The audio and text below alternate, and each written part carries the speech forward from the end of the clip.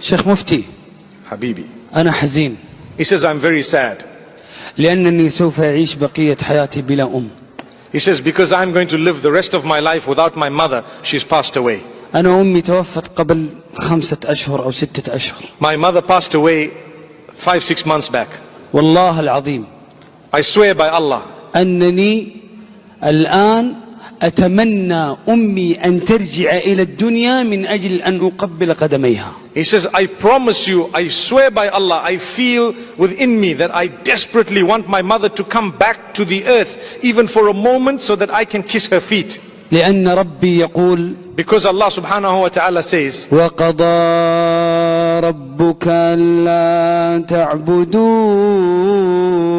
إلا إياه وبالوالدين إحسانا.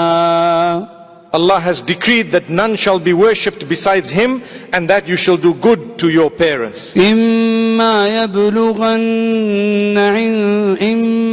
يبلغن عندك الكبر أحدهما أو كلاهما.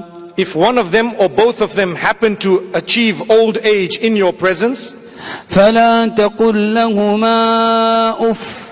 so don't even say uff to them. فلا تقل لهما أف ولا تنهرهما. Don't say uff to them and don't use negative words with them. وقل لهما قولا كريما. Say to them that which is beautiful, filled with honor. واخفض لهما جناح الذل من الرحمة. And lay for them the wing of mercy. Be merciful and kind towards them. وقل رب ارحمهما كما ربياني صغيرا. And pray for them by saying, Oh my Rabb, have mercy on them, because they are the ones who actually brought me up when I was a child. ووصينا الإنسان بوالديه حسنا. And we have instructed mankind to be good to his or her parents. ووصينا الإنسان بوالديه إحسانا. In another verse, the same thing is repeated. Allah says, we have instructed man to be kind to his or her parents. الله سبحانه وتعالى ربما كثير من الناس معنا الآن وأباه وأمه لم يدخلا في الإسلام. He says there may be from amongst us some people whose parents are not Muslim. الله سبحانه وتعالى أمرنا أن نبرهما. Allah subhanahu wa ta'ala has instructed us to be kind to them too and to fulfill their rights. وصاحبهما في الدنيا معروفا. And be in their company, Allah says regarding parents, in this world in a good way. حتى وإن لم يدخلا في الإسلام فيجب عليك أن تبر أباك وأمك. Even if they are not Muslims yet, Allah subhanahu wa ta'ala says it is compulsory for you to be kind and good to them. Obviously He's the one who chose those parents for you. أتى رجل إلى نبينا محمد صلى الله عليه وسلم. A man came to the Prophet sallallahu alayhi wa sallam. فقال يا رسول الله. He said, O Messenger sallallahu alayhi wa sallam, من أحق الناس بحسن صحابتي. who is the most deserving from among the people of my kind companionship? فقال عليه الصلاة والسلام. So the Prophet sallallahu alayhi wa sallam said, أمك. your mother. ثم من؟ Then who else? قال أمك. He said again, your mother. فقال الصحابي من؟ Then he asked again, who after that? أمك. He says, your mother, a third time. قال ثم من؟ Then he says, who? قال أبوك. Then he says, your father. After that, your father. فهل أنت So you, the question is, صاحب لأمك؟ are you a good companion to your mother? فهل أنت Are you أحسنت الصحبة لأمك؟ from among those who did good and kindness to your mother? فهل أنت Are you قد بررت بأمك وأبيك؟ from among those who fulfilled the rights of your father and mother? أريد أن أرسل إليكم رسالة من رجل فقد أمه. He says, I want to give you a strong message from a man who's just lost his mother وفقد أباه. and who lost his father. أتمنى لحظة واحدة I أن wish for a يرجعوا moment that they could come back حتى أقبل قدميه. so that I could kiss their feet. La ilaha illallah.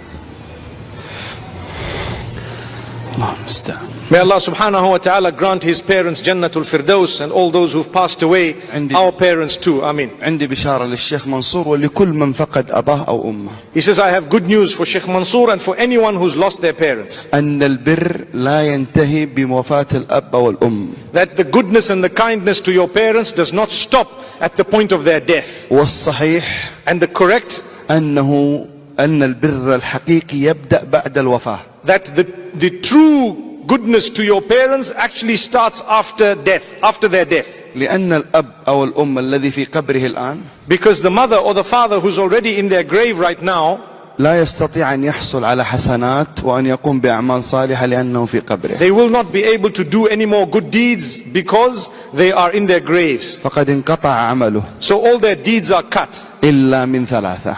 except three things. صدقة جارية.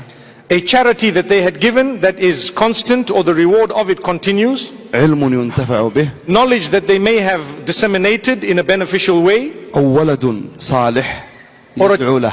Or a child whom they have left behind who will pray for him or her. والولد في اللغة العربية يطلق على الذكر والأنثى. And the term walad in the Arabic language refers to both male and female, a child in the English language. فتستطيع أن تدعو لهم وأن تدخل لهم حسنات في قبورهم وأن تبر بهما حتى بعد. So you can actually be good to your parents after they've passed away by praying for them, their forgiveness, and that Allah give them Jannah and protect them from hellfire. فنسأل الله سبحانه وتعالى أن يغفر لآبائنا وأمهاتنا الأحياء منهم والأموات وجميع المسلمين وأن يجعل قبورهم روضة من رياض الجنة. So we ask Allah subhanahu wa ta'ala to forgive all our parents and those who are alive and those who've passed away, and to grant every one of us Jannatul Firdaus. شيخ مفتي، مهما فعلنا لآبائنا وأمهاتنا فإننا لا نعطيهم ولا حقا بسيطا من حقوقهم. He says, no matter what we've done in terms of goodness to our parents, we would not have fulfilled their rights even in a small way. أتى رجل من اليمن A man came from Yemen وقد حمل أمه في الحج على ظهره carrying his elderly mother on his back من اليمن إلى مكة from Yemen to Mecca على ظهره on his back. فرأى ابن عمر رضي الله عنه So Ibn Umar radiallahu anhu saw. فقال يا ابن عمر. So he says, Ibn Umar, oh Ibn Umar, يا ابن عمر أتيت من أمي من اليمن إلى مكة على ظهره فهل أديتها حقها؟ he says, oh Ibn Umar, I brought my mother on my back all the way from Yemen to Makkatul Mukarramah. Have I fulfilled her rights? قال ابن عمر لهذا الرجل. Ibn Umar radiallahu anhu said to this man, ولا طلقة من طلقاتها أثناء الولادة. you haven't even gone through a small portion of what she went through when she just gave birth to you. ونختم He says, I end بقوله سبحانه with the statement of Allah subhanahu wa ta'ala, وقضى ربك ألا تعبدوا إلا إياه وبالوالدين إحسانا. Allah has decreed that none shall be worshipped besides Him, and that you shall be good and kind to your parents. إما يبلغن عندك الكبر أحدهما أو كلاهما. If either one of them reaches old age in your presence, فلا تقل لهما أف ولا تنهرهما. then don't even utter the term uff to them, and don't say anything negative to them. وقل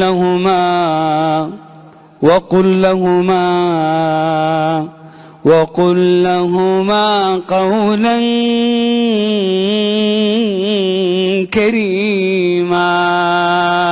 and say to them that which is filled with honor and dignity, beautiful words of kindness and